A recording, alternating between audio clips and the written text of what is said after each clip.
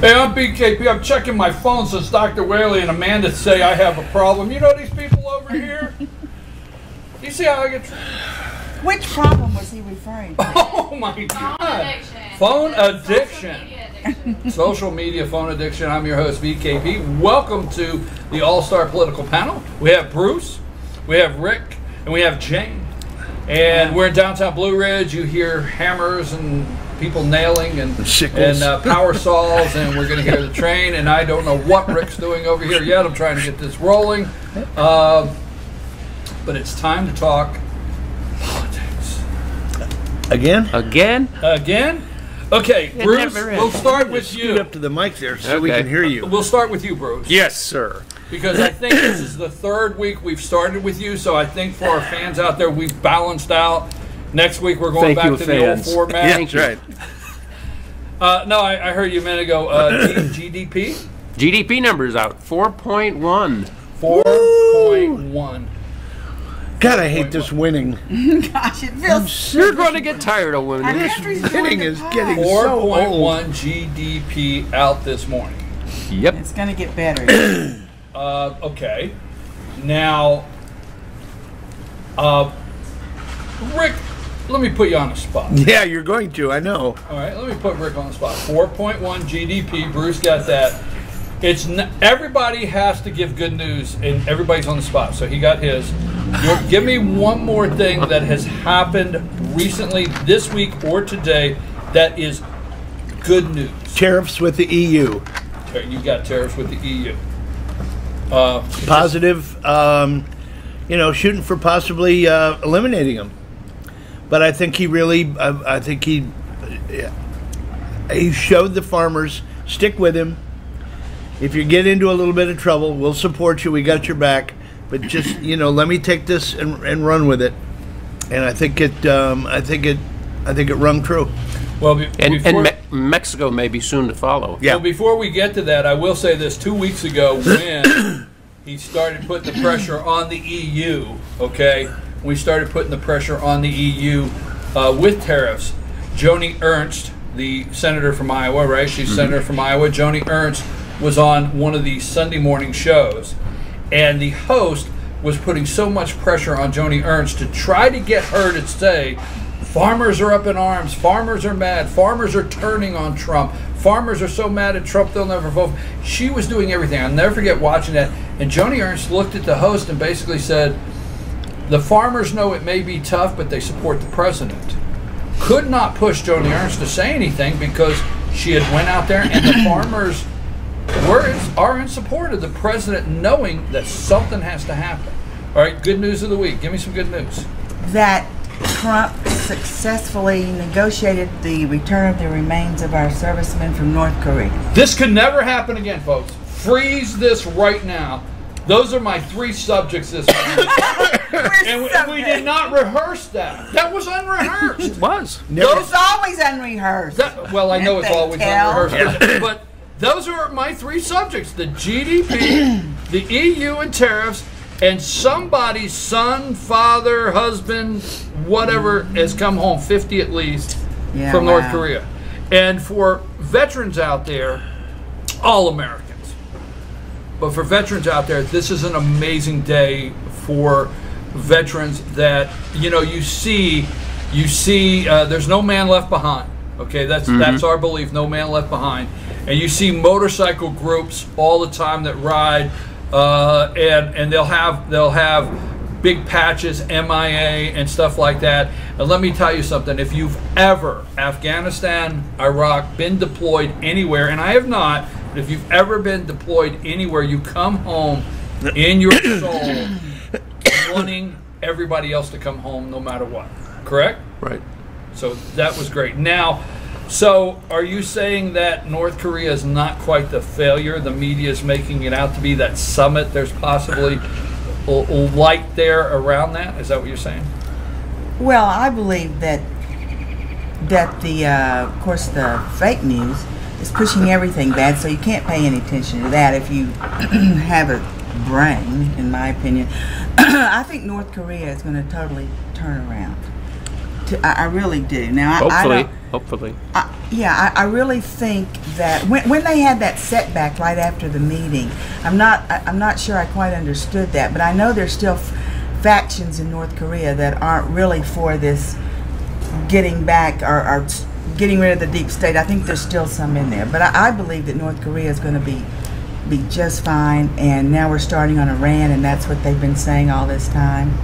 Well, I think when you say the pushback, when they started, I think anytime you have a situation as serious as North Korea and the rest of the world, or the ability now to strap an ICBM, a warhead on an ICBM and send it to our mainland here, I think anytime like that, you have two leaders that don't want to be perceived in the world like they got rolled.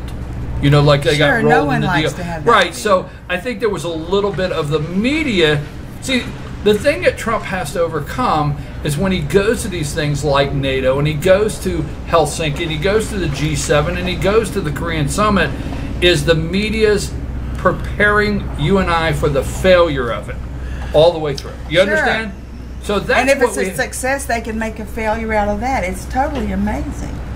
Well, 98% of the news, factually, is being reported against Trump. Incorrectly too, and against Trump. 90, I think wasn't the number, it was in the high 90s.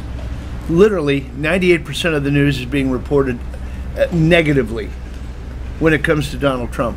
So he's fighting several battles. He's got when it comes to North Korea, he is, talking to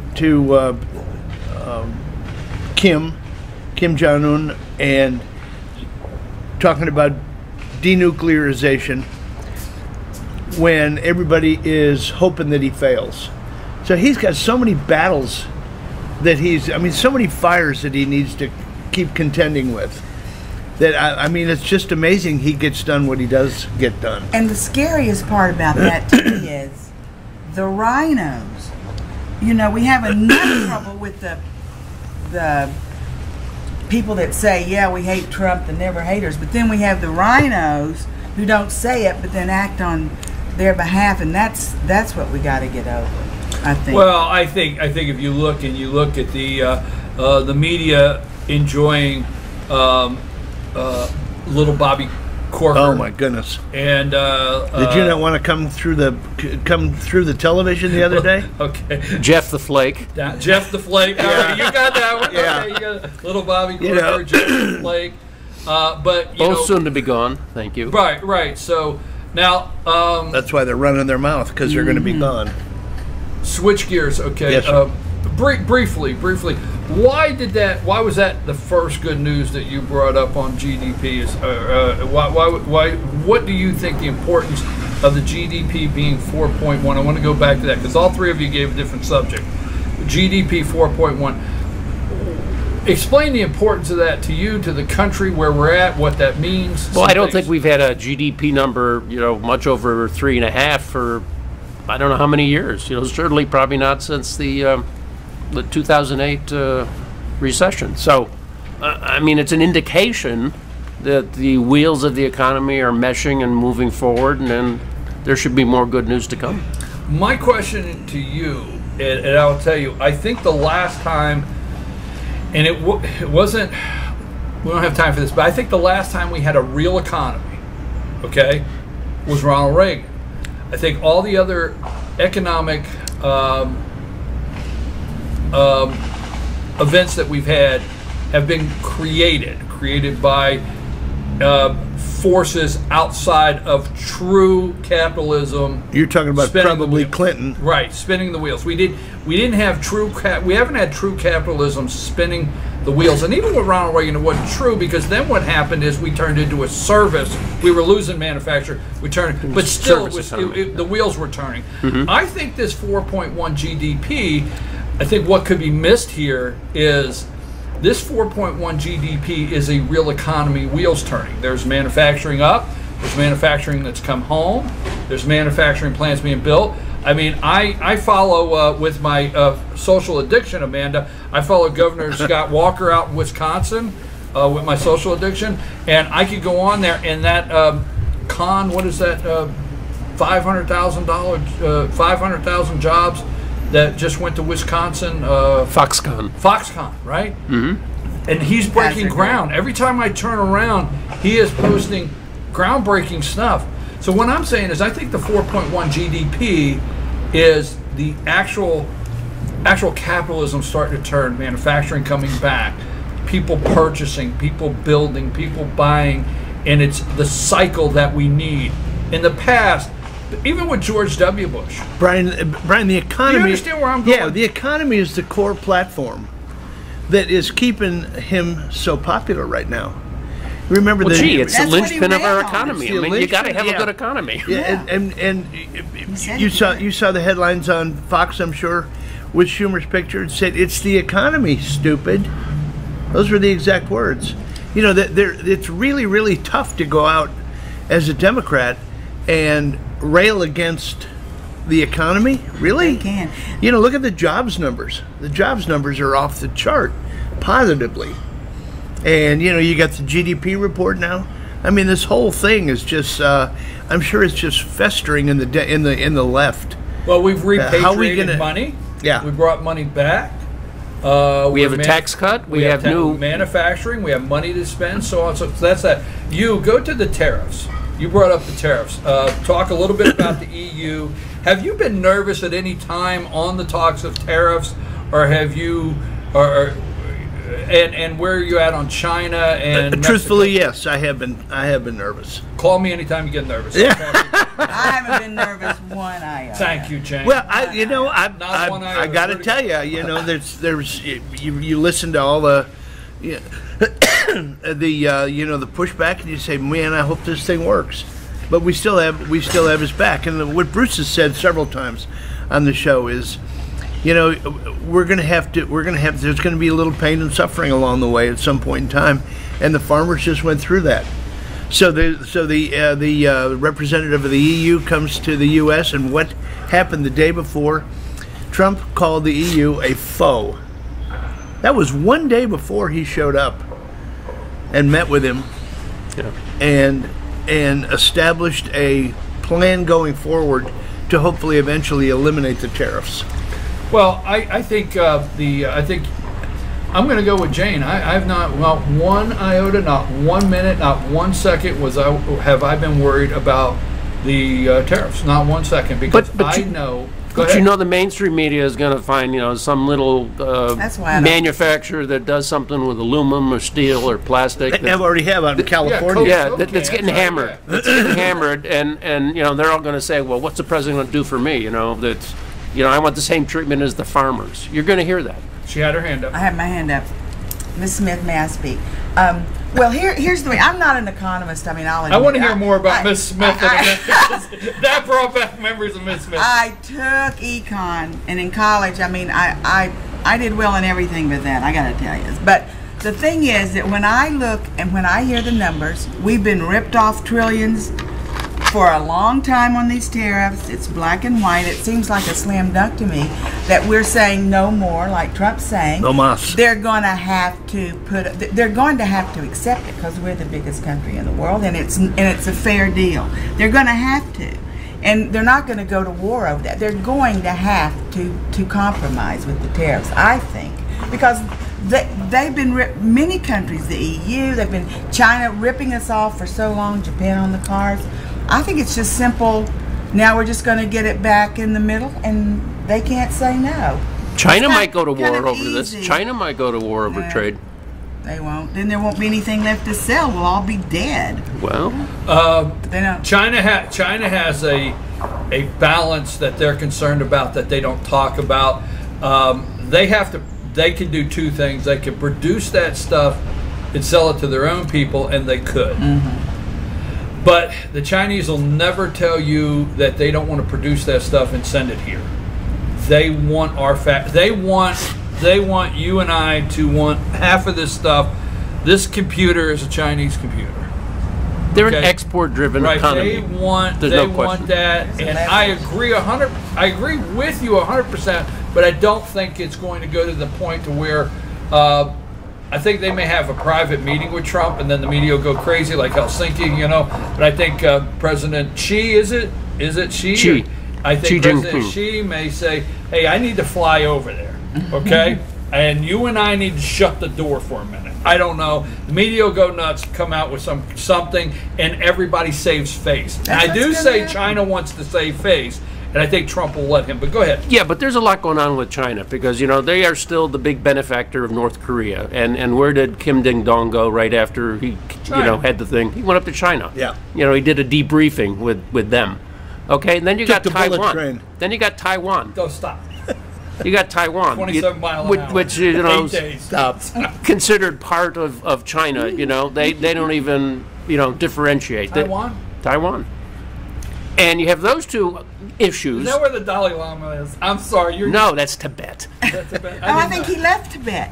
Huh? He's Well, he's- my not- bad. He's exiled in No London. Dalai Lama. Come on. Back to you, Bruce. Go with it. And then you have the Chinese trying to establish and push out their presence in the South China Sea, taking all these little islands. Making them. Yeah, Taking making them. them. Yeah, they're Making manufacturing Well, them. yeah, but I mean they're disputed. I mean the other countries like Philippines and Vietnam say, you know, we have rights to those. You guys can't just come in here, but they are.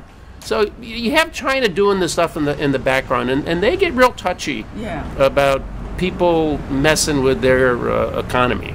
Okay, So but let me say this. Let's parallel something. We continue to get sold, or not sold, or tried to the impression by the media, the EU, NATO, Russia. Well, what is NATO created for? To keep Russian aggression back, right? We know all that. And we know that we're supposed, we say we support NATO to keep Russian aggression back. It is never talked about. Our Asian allies are never talked about in a group like NATO is talked about and the threat of Russia. It's never talked about how, you know what, Japan, Indonesia, the Philippines, even Vietnam, South Korea, the list goes on. Malaysia, Singapore, Right, Indonesia. Singapore. The list goes on of our allies in that South Asian peninsula that, you know, hey, we've got a couple of treaties saying we'll protect them. Correct? Yeah. Yes. Exactly. So we never talk in that term. And and roughshod, well, they say China over the last 8 years, more than that, but 8 years has just run roughshod over that area. Nobody did anything about it. And now we're the ones coming and saying we're going to push back with our allies. But nobody ever talks about that, do they? Well, that's typically the way that's the MO of the Chinese, though, I believe. They're plotters. They don't do anything dramatic. They just keep moving and moving and moving. It's like the hare and the tortoise. Yeah, they think in 1,000-year increments. The water drip torture. Yeah, You it's know? a water drip. You know that you can talk about those islands that they manufactured all along, but they just keep dumping sand in there keep and going. keep building them. Next thing you know, there's a runway on them. Next thing you know, there's a military base. That's their MO. You're right. They're thinking 1,000-year increments. Where are we going to be in, 3010? I want to move. We're going to take a break and come back, but I want to move. I am not an isolationist. I want to be clear. I'm not an isolationist. I understand it's a big world, and there's a lot of opportunity to trade back and forth in the big world. But we have repatriated billions of dollars. We're bringing back manufacturing to this country. People are working here in the manufacturing plants in this country, and it may be time for Americans to buy a couple products that's made in America, and there's a little cycle there we can put back in play that could help. Agree or disagree? Agree. Agreed. Agree. Agreed? Okay, since we've all agreed, it's a perfect time to take a break. We'll be right back after these messages.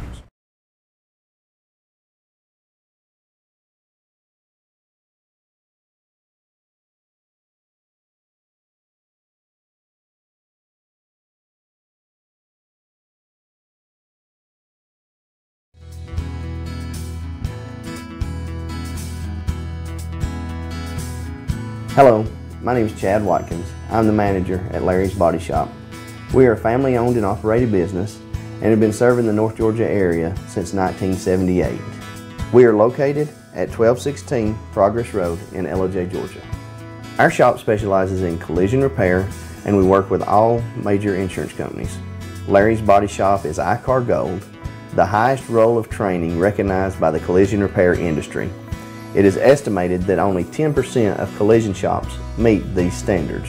Our shop consists of state-of-the-art equipment such as laser measurement system, down-drive spray booth, spot and MIG welding equipment. All of our paints are mixed on site so that we can guarantee your paint to match every time.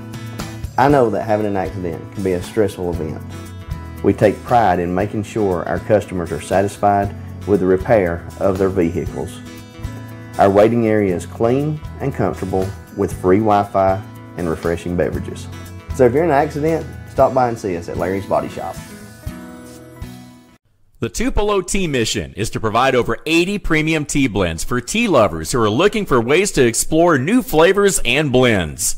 Come visit Tupelo Tea, located in beautiful downtown Blue Ridge at Sycamore Crossing. Be sure to sample our various varieties of honey and tea.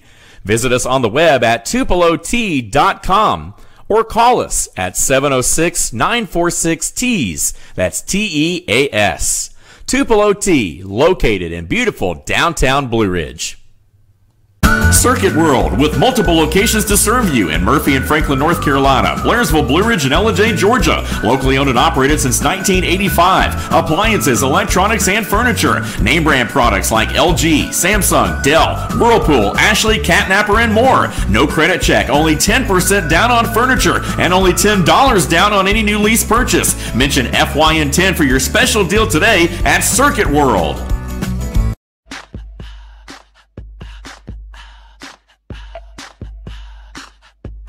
What you gonna do with all that junk?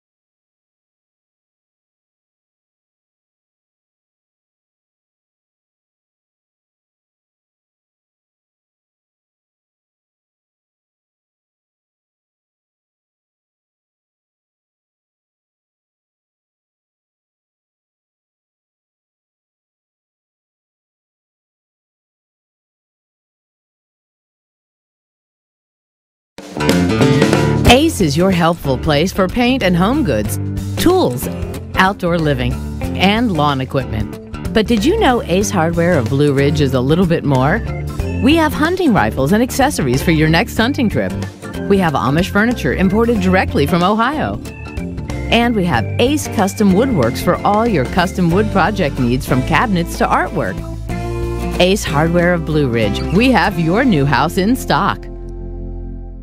Hi, I'm Rhonda the Mattress Lady, and this is my husband Gary, owners of Mattress Overstocked in Ellijay next to Walmart. And we want to earn your business. From the time you walk in our door to the time we deliver your new mattress to your door, you will see the difference. Our selection and prices are the best in North Georgia, and customer service is our top priority. So y'all come on in and let us help you find the right mattress at the right price. That's Mattress Overstocked in Ellijay next to Walmart. North Georgia Diamond is your source for diamonds. Come on in to view the area's largest selection of fine jewelry at North Georgia Diamond. All repairs and designs are done on site by our jewelers, and North Georgia Diamond has the lowest prices on loose diamonds. You can also sell your gold, silver, and coins at North Georgia Diamond between Walmart and Lowe's in East Ellijay. Locally owned by Bill and Allison Craig, North Georgia Diamond is your source for diamonds in North Georgia.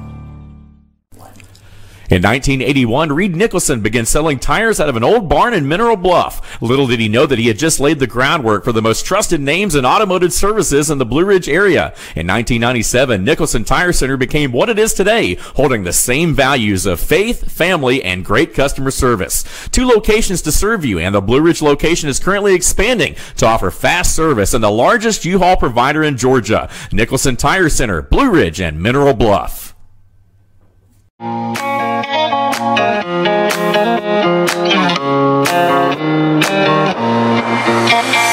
Sugar honey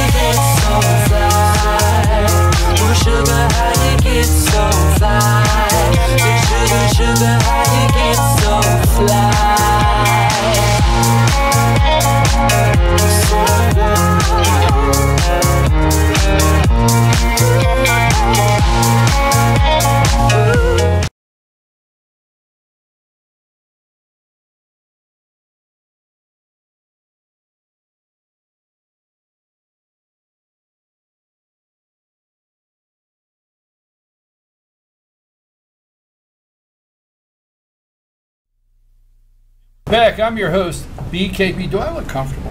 Yes, you do. I do. Yes. I'm your host, BKP. Good morning from beautiful downtown Blue Ridge, Sycamore Crossing. We have shifted around, and there's been an executive decision made here.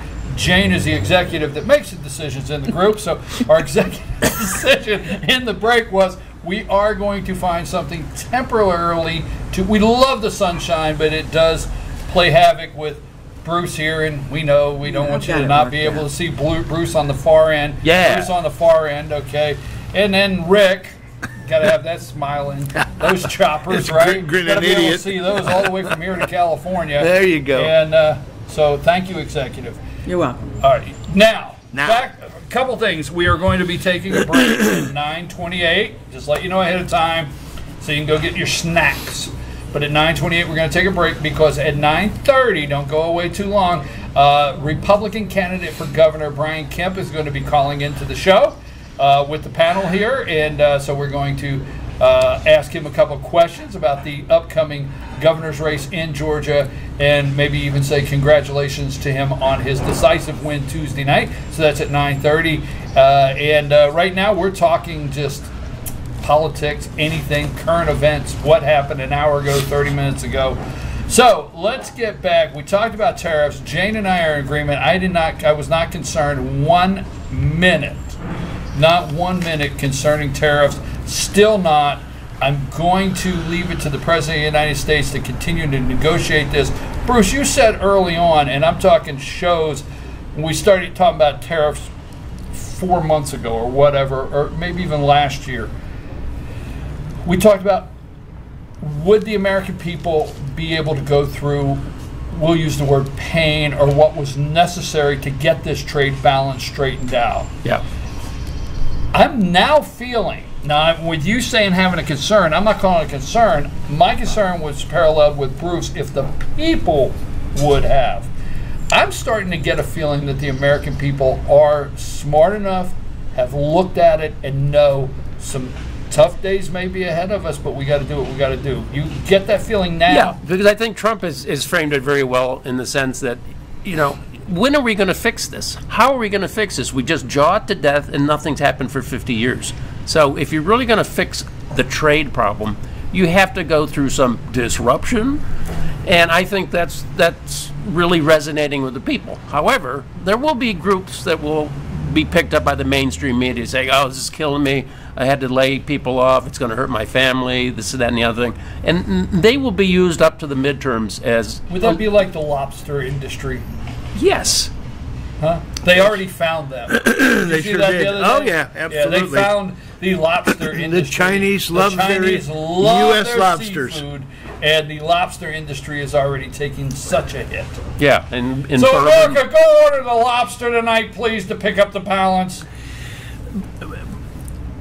Bruce hit a home run right there because the disruptor.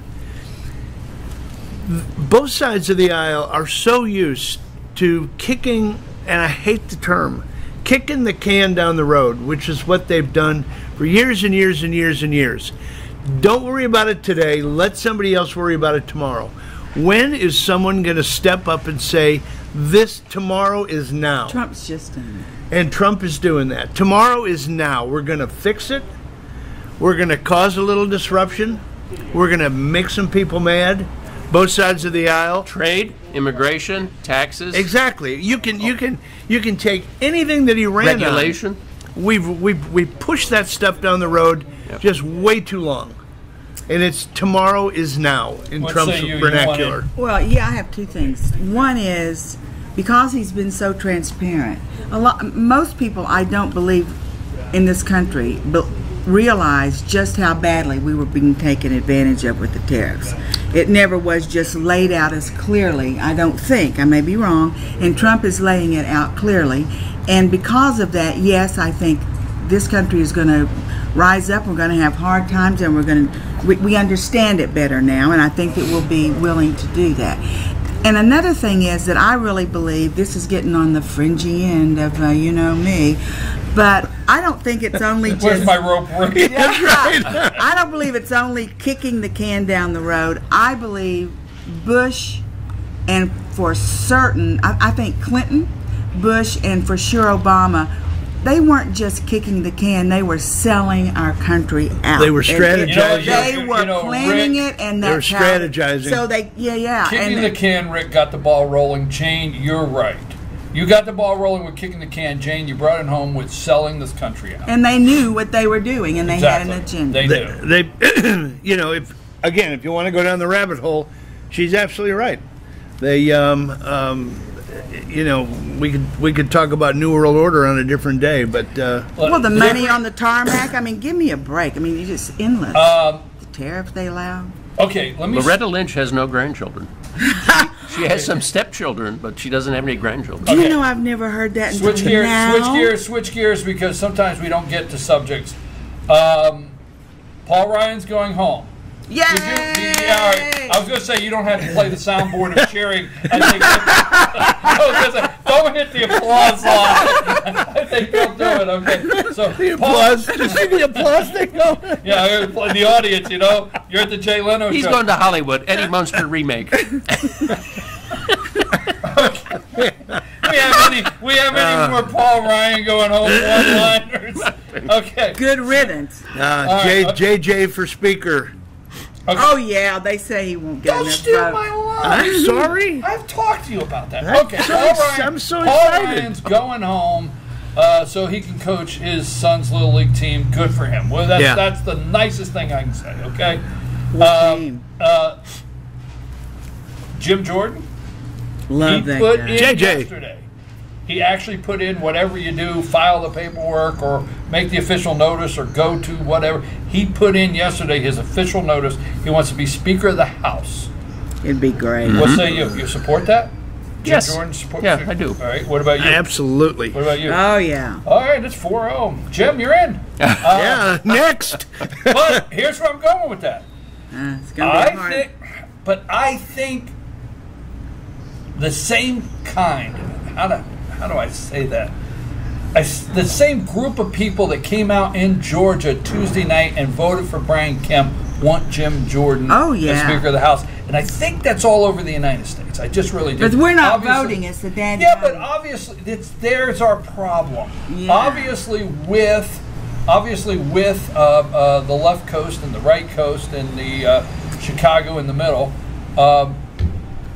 you know, outside of that, I think America is going to be okay with Jim Jordan as Speaker of the House. But go ahead. They will bring up all this stuff with that happened at Ohio State when he was the wrestling coach there. Oh, they did already last. Yeah. Oh yeah. Chuck Todd. What's Chuck? That was a preemptive strike. It'll get louder. It will get louder. Chuck Todd's show on TV on Politics Now or whatever. Well, Chuck Todd's got an MSNBC show. Oh. I mean, I don't know if you've noticed, he doesn't just have a Sunday morning. Chuck Todd has a daily show. And yesterday on Chuck Todd's show, they're already breaking down. Jim Jordan had to know you don't have a locker next to this locker for how many years and just not know. They've done all that. It's intensifying. Pay attention.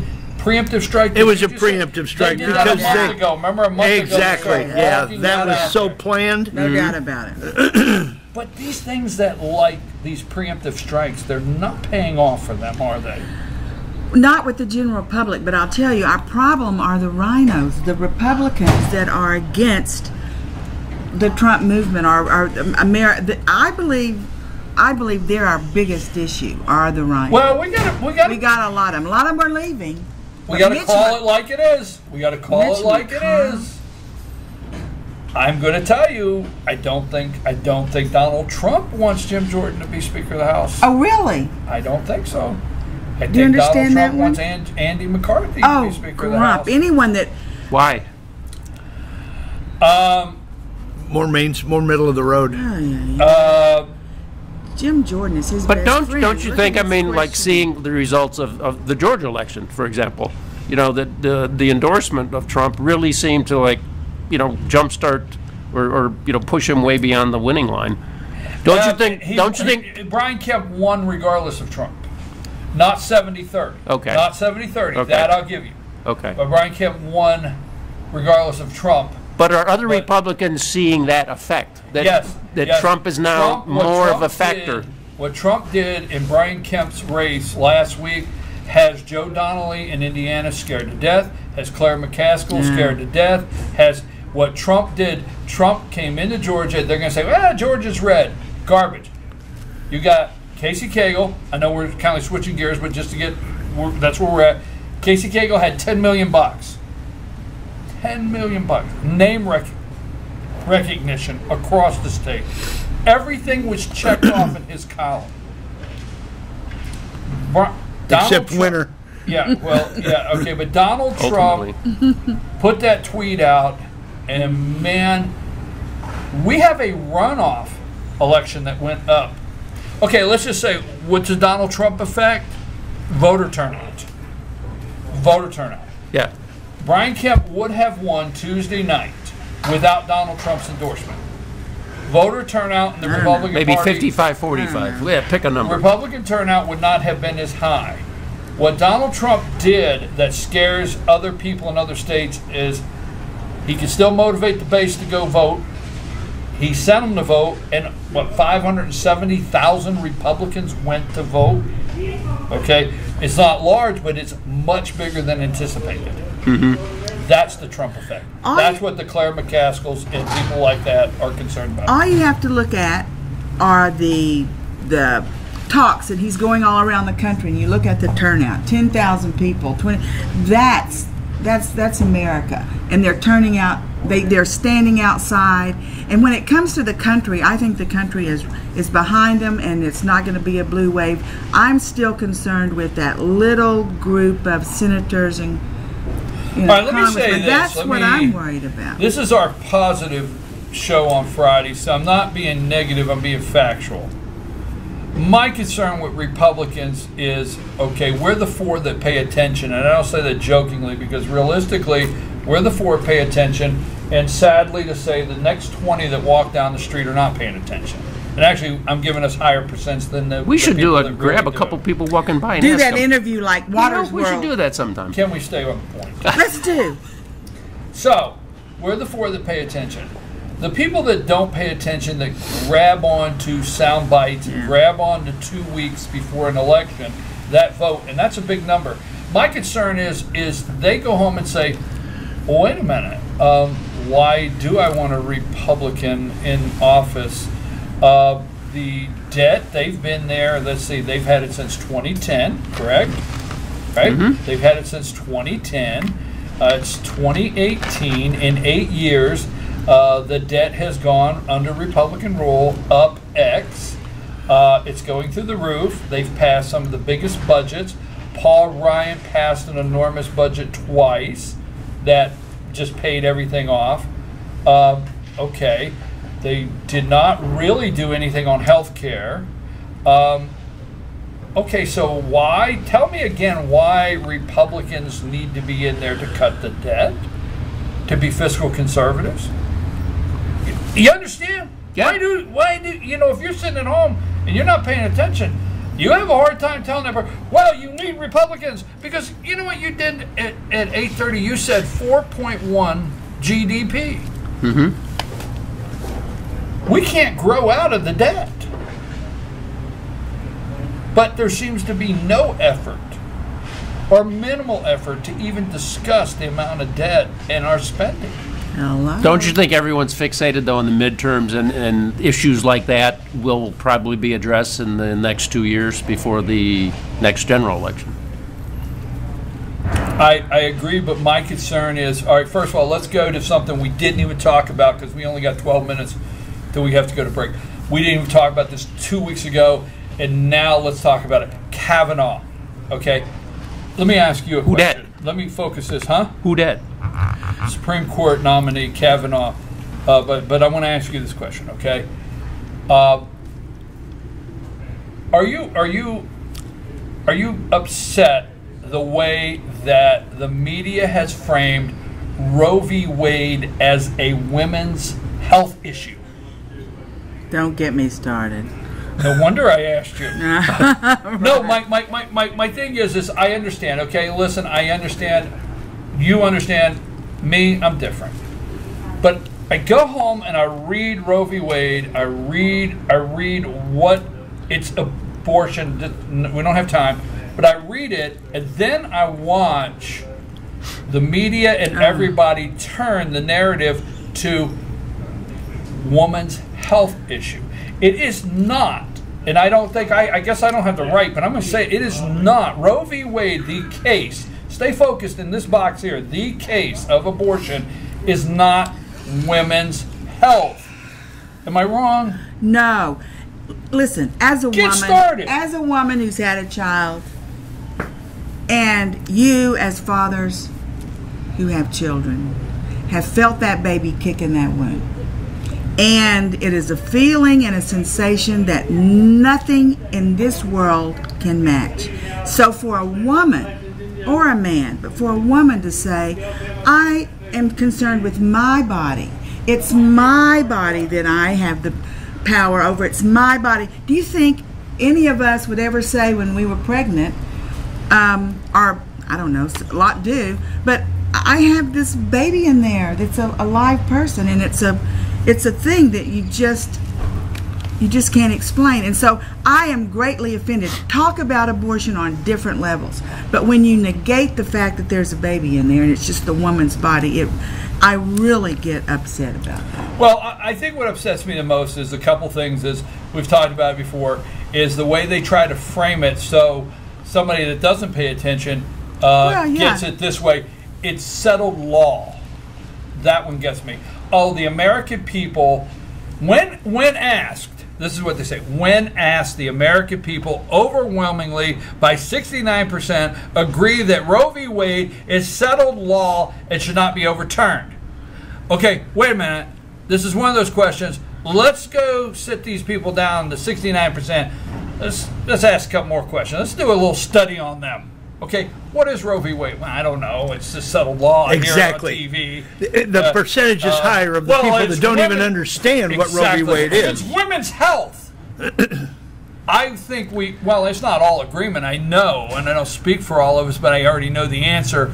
We and our friends that we know, and so many, no way would we ever be for something or want to get rid of something that would hurt the ability for women to have health care. Right. But that's what they're selling, correct? Yes. Well, it's gone up. Kavanaugh is going to make it in, right? Yeah. He's going to make question. it in. Mm-hmm. How many Democrats will vote for him? 4. Yeah, I'm saying 4. Really? You got 4? Yeah, I got 4 or 5. Kavanaugh, how many you That's think? encouraging. I'll go with them. 4? Everybody vote 4? I'm with them. I mean, that works. 4. That's 12. No. So anyhow, 4. Okay. Do you think Susan Collins and Lisa Murkowski will vote for him? Yes, I do. I don't know. It's going to be okay. So Let me ask you this question. We do this segment with no computer, no notes. We just talk. That's what we do. We shut everything down and we just talk. So I haven't looked up. Is Murkowski and Collins? But they're not up for re-election. No. I say they vote no because they're not up for re-election, and I say they vote no, and 4 Democrats come in. But then I'm talking. My brain's talking out loud. It may not be because I think the Democrats, the 4 you're saying, I think they're going to wait to see the Republicans pass it. I think the Democrats. I think they're afraid to be that deciding vote. That's the Manchin MO. He will wait to see whether there's enough votes in there, and then all of a sudden he'll come in and go, "Oh yeah, I want to vote for that." Well, we got Joe Donnelly's meeting with him out in Indiana. We got Manchin's meeting with him. Okay, well then, really quick, we got about 4 or 5 minutes. Who are the 4? Can you give me the 4? I say Manchin does. McCaskill. You think McCaskill? Mm-hmm. If she didn't go to jail before then. Her husband. Yeah, her right? husband. Yeah, exactly. Good night. Her husband. How do we keep up with everything? You talk about it being on the tank. Holy cow. Heitkamp? Yeah, Heidi. He's still counting. I'm sorry. McCaskill. Heidi. McCaskill. Manchin. Heitkamp. Yep. And Joe Donnelly. Yep. You got those 4. Mm-hmm. Okay, I can go with that. I can go with that. I still think Collins is going to be there. I think Tester in Montana might be 5. Okay. John Tester, I think he might be 5. But he's fighting for his political life right now. Yes. What about McCain? Is he going to even vote? I don't know. Who cares? Well, I mean, he could vote against. He won't vote for him. You don't think? I think he's a no. McCain? Oh, I think you would vote for Kavanaugh. You do? God, I would hope All right, so. look, we're gonna if he remembers where he is. And as soon as say that's all. Mr. Kemp is off the line, we got to go to our pet of the week. So we've only got a couple more minutes. You are the guy. We go to you because you can pronounce her name. Go. One more time. We go to you because she has 3 names and you can California. just no. Alexandria Ocasio-Cortez. Give it to us, Bruce. Alexandria Ocasio-Cortez. Oh, way to go. Oh, he's even got the little Yeah. I forgot already. And Obama used to do This is that. what they came me for. Say a few Spanish names. Your point is... her and Bernie make quite a team. Oh, yeah, the tag team. Crisscrossing the country. we have to turn the state red. Oh, my God. That was amazing. Are they a gift to Republicans? Absolutely. Absolutely. No, it's a gift that keeps on giving. Genocide. What are they saying now? I mean, what No is it? question. Oh my God. Yeah, I mean, we're going to turn this state red. And they can't even Ooh, see boy, it. that was wrong. I just misspoke again. Yeah, it's blue, you dummy. We're going to strangle you till you turn blue. Get over here. That's kind of a nice mix, though. The socialism Here's the thing with them. 2 minutes. Here's the thing with the two of them. All the Democrats, it is the Democrat Socialist Party, all of them, they're the ones admitting to it. We're going to have to go in 2 minutes to a break. So what say you, winners and losers? Oh, man. He's going to be winners, Don John. I think, he had just a great week, and I don't think it can get a whole lot better. But anyway, I think he was the winner. Losers, 4 Republican governors who are not going to support the tax 2.0 version because they're in high-tax states. They're doing this whole thing with the state and local taxes. Because it's not fair because Illinois, they are Vermont, so Massachusetts. Yeah. Right. They're such high-tax states, and this may expose them, and they're getting caught. Exactly. They're getting caught in their own bear trap. Yep. You? Winner's got to be rolling into our next segment. Brian Kemp. Big-time winner. And the loser, Casey Cagle. I mean, that's pretty easy. You made it pretty obvious, Rick. Yep. But that was right there. I mean, it's yeah. What you got? Well, in the interest of time, I'll go with him. Really? Before he gets on the show, 30 seconds, 45 seconds. Do you think Stacey Abrams, he has a problem, or do you think Stacey Abrams really, the Democrat, has a chance in Georgia? Do you think she has a chance? You're a lot closer to that vibe than I am, but I would say, just looking at it from maybe 30,000 feet up, no. You? There's always a chance if they're on the ticket, and the fact that she's getting all this outside donation money, makes her more viable, in as much as she's just going to get blanketed all over George the airwaves. Soros is already in for a million. Yeah, but I mean, it's going to be like the Karen Handel thing. I think, it's going to be, that young guy they had up for that seat, I think. I'm going to disagree and we'll get back to it, because this lady, Stacey Abrams, whether they're majority or not, she is the minority leader in the House. Okay, this is not an uneducated lady. All right, now, I mean, she may be a socialist, but she a degree from Yale is like nothing to yell about. She knows the state. Let's say it like this: she's in session. She knows the state. It's not like John Ossoff didn't even know the district or lived in it. Stacey Abrams knows the state. Yeah. You follow what I'm saying?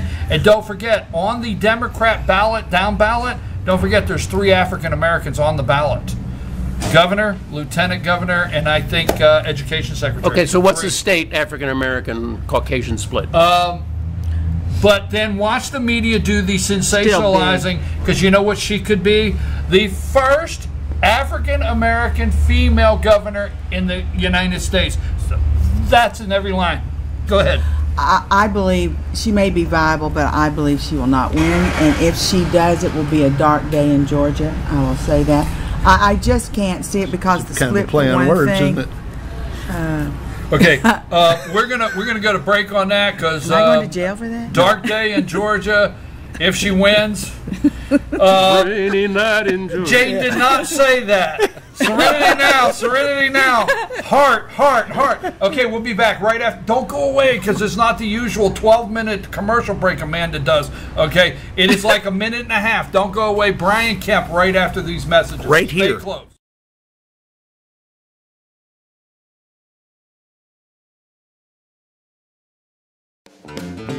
ACE is your helpful place for